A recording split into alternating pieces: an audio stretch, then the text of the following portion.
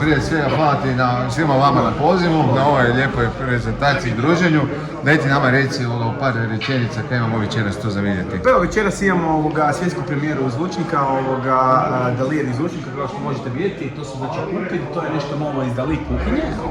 Oni su posebni po tome što su, ajmo reći, dosta mali, ali su moćni. Znači oni to marketiraju kao nešto što je novo iz Dalijev kuhinje za ljude koji su više za nekakve desktop varijante. Ja, koliko sam skužio, to je sa cijenom od koliko? 338 eura. 338 eura, ide u nekakav entry level budget, bi mogli reći. Oni to ne vole zvati entry level, to je kao u biti da uvuku ljude u hi-fi, kao da više bude... Kao onako nekakav ulaz, otvorena vrata prva stepenica prema hi-fi. Prema ono što sam čuo, dosta impresivno zvuče za svoje gabarite.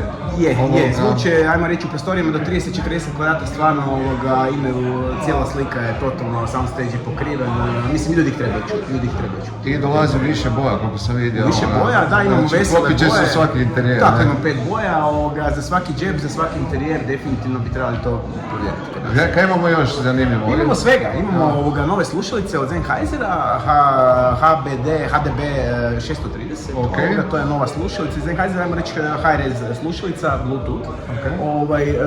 To je nešto, jedan novitet iz Sennheisera namijenjen ljudima koji vole malo više ajmo reći high-res zvuk.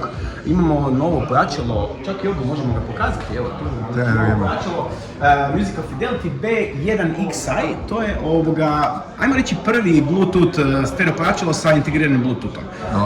To je novitet, to oni zovu budžet, za 799 eura vi možete dobiti djelić Musical Fidelity. I možete ga kupiti na rate, to je isto na rate, znači i možete doći opet ovi prodat ćemo, nema problema, to je isto. Znači imamo jednu zanimljivu stvar ako se hoćemo ovako uživo. Može, ajde, da prošećemo. Da prošećemo po dućanu. Imamo novi soundbar od Yamahe, Truex Sound 90A, impresivan soundbar, evo možete pogledati, čuti. Da nam malo svjetla tu da vidimo, da baš smo u nekom mraku. Top.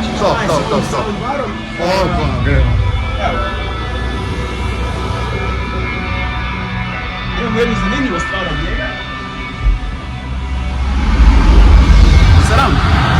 Znači možemo nositi. To sam skužio, moram priznat, i to mi je dosta mi je bilo impresivno.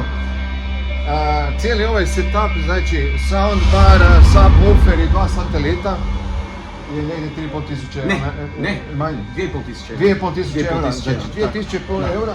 Ali ovo kaj mene ovo fascinira, odnosno što mi je super, kaj je sve to wireless, ne? Da, znači ti te satelite možeš staviti, možeš ga skrestiti kam god, ne? Mislim, pozicioniraš ga kako bi trebalo ga pozicionirati, ali nisi ograničen nekim kabelnim instalacijama i takvim stvarima, ne? Znači, dobra stvar kod njega je to što se ne treba nikakva kalibracija, oni inače imaju ovaj JPAO mikrofon, ali ovdje on ima surround AI koji kalibrira sam po sebi, znači cijelu sobu, to jest prilagođava zvuk sobi.